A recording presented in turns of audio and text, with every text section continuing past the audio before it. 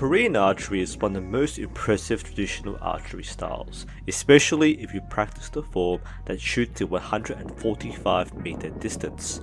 If you're like me and you haven't shot that far and haven't learned the art, the Korean bows are quite unique on their own. The designs are very stable and suitable for target shooting, and are great bows to learn with as far as Asiatic styles go.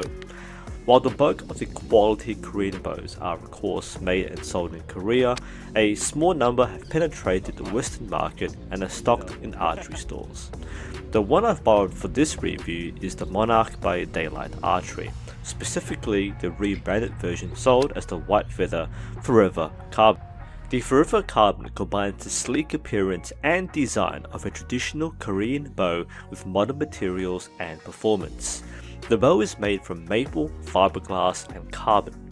Bow size can vary from 48 inch to 53 inch, with max draw lengths from 31.5 inches to 34 inches depending on bow size. Draw weights go from 30 pound to 65 pound. The body of the bow is mostly carbon black, but the defining aesthetic design element is this metallic bronze wrapping. This black and bronze appearance makes this bow stand out. As is common with traditional Korean bows, the grip is very hefty, designed to accommodate the unique Korean style of gripping the bow, though it's not something I'm very familiar with. It is sizable enough to get a strong grip and allow for natural rotation if the bow is done correctly. The overall feeling of the bow is very light and versatile. It is surprising how smooth and light the draw is, considering that it is a carbon bow, so it comes out faster than what you might feel.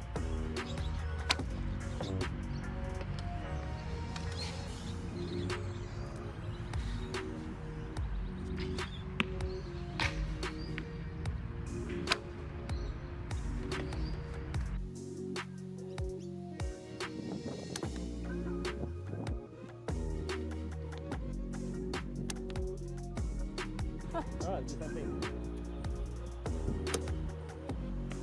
Okay, that's pretty hard to do, isn't it?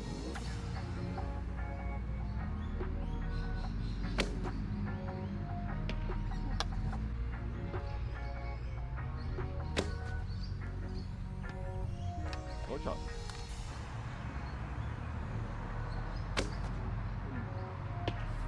You're fucking right a lot this thing.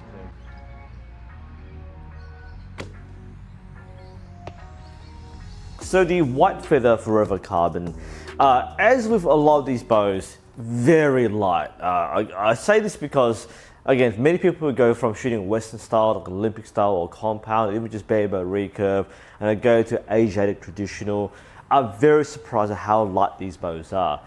This is specifically quite light because it is a carbon bow. You'll see a lot of these bows are made from fiberglass and they can be quite decent quality, they're shootable, they're good workhorses, but this is something quite different. It does have that modern twist to it with the all carbon design. Now I know that these decorative things are just decorative, they're just surface layer things, the actual body is carbon, but it does have that look and feel of a bow that has the modern smoothness, and there's something visually appealing about it, but also its shooting capacity and feel is like that. Now, for those of us who aren't used to Korean style bows, the grips are a little paddier or thicker. I don't shoot Korean style, so I don't have the maximum use, so I don't really know how to grip it correctly.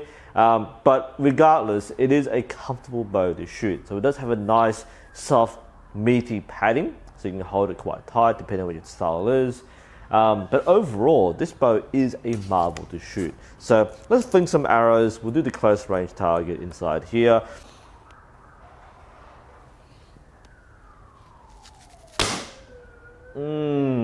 Nice.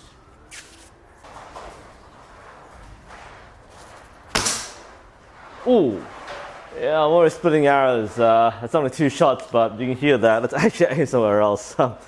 Yeah, the bow is nice. The main feeling I would say is how light it feels. So it's not too aggressive. Let's actually aim somewhere else. Let's actually aim at this target over here.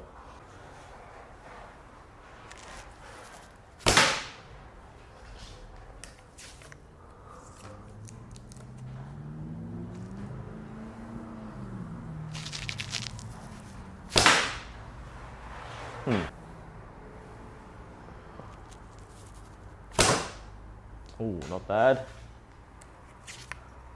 I'm not used to the feeling of the bow's follow through. So you don't really use katra in Korean style archery. These are a kind of different follow through. I'm not used to the style. So again, if you are familiar with Korean traditional archery, you can probably maximize the bow's design a bit more. I'm not familiar with it, so I'm just shooting what I'm comfortable with, although it may not be optimal for this bow.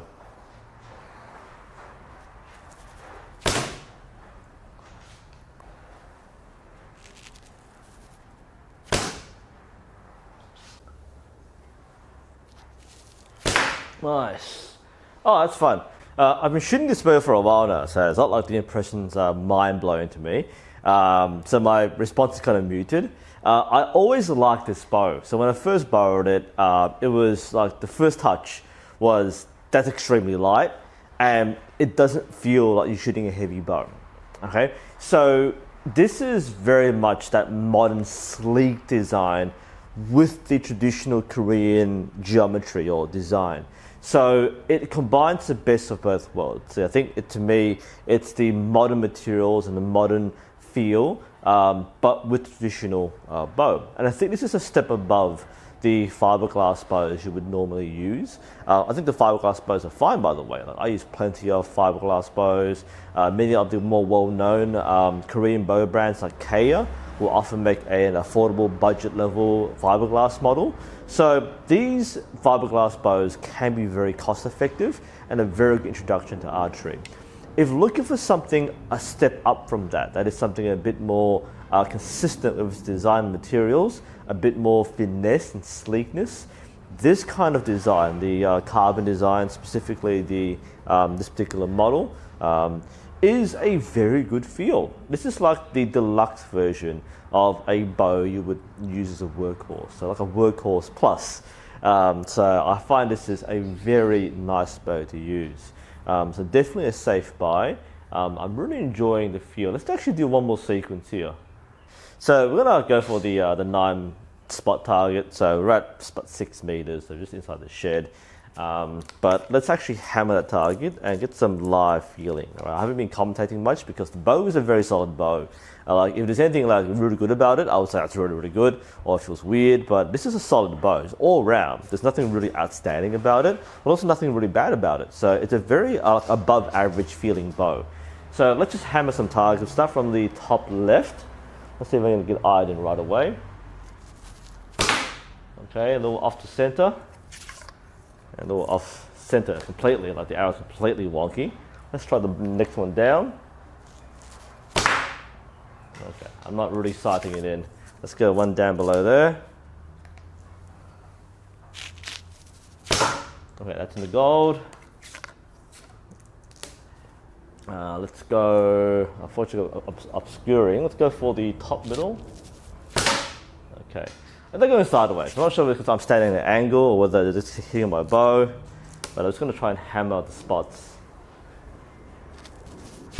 Okay, that's in the middle.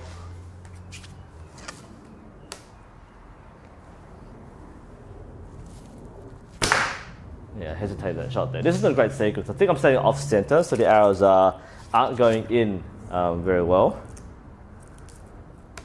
Let's actually go for the diagonals. Hit the gold, but again, it's a slant. I think it's my release and my follow through. So a little confusing. We're kind of hitting the right spots there.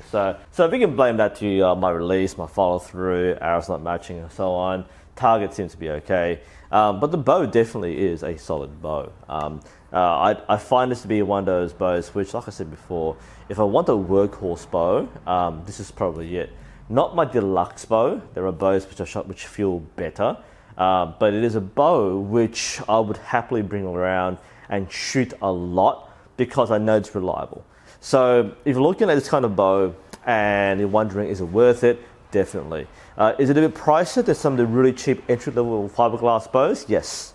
But it's definitely worth the extra price because it does have that look and feel. And if you like the look and feel of a bow, you're definitely going to shoot it more. So it is unique in its pattern, color, and design. If that's what you're looking for, then I think it's going to be eye-catching. It's going to be something that's worth having in your collection, and it's definitely fun shooting. Anyway, I hope you found that interesting and helpful. Thank you all for watching.